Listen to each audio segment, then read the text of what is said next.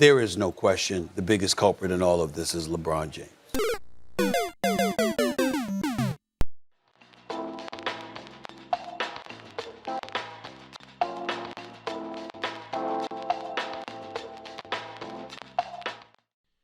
Okay, so obviously the intro clip is the main thing I'm responding to. Let me play the clip in its entirety just so you get an idea of what I'm responding to, and then I'll tell you what I think about Stephen A's opinion here.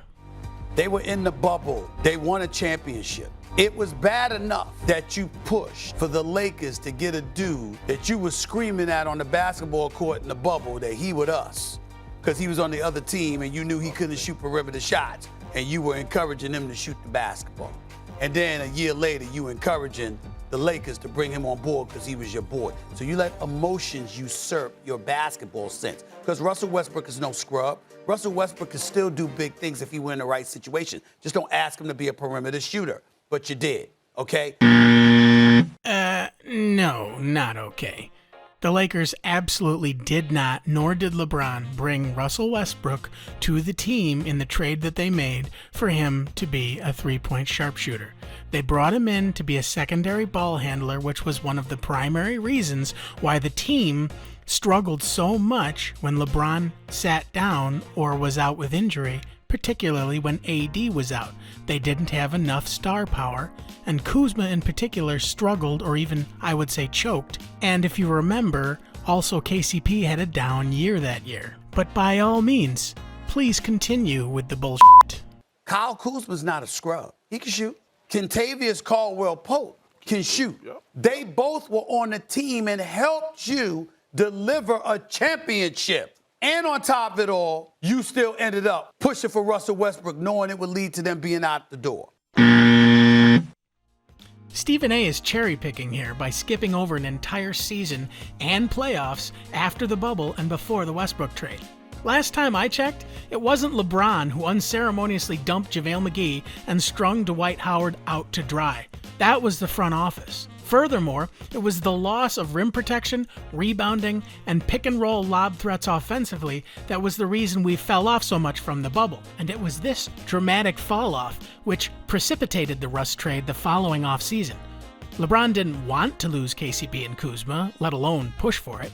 They were the only tradable assets the Lakers had to match the salary of any worthwhile improvements to the roster, which the previous season's struggles clearly demonstrated the need for.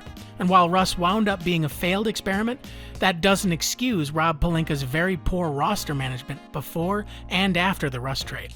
And last but not least, those same moves were the excuse that the Lakers used to justify why they didn't have enough money for Alex Caruso, which is why your defense took a dip last year. So when you look at last season and you look at this season and what we know is coming down the pike, LeBron James has his fingerprints written all over it. Okay, now it's getting ridiculous. No sane, rational person can possibly blame LeBron James for the loss of Alex Caruso. LeBron was very publicly upset that we didn't spend the extra money to keep him.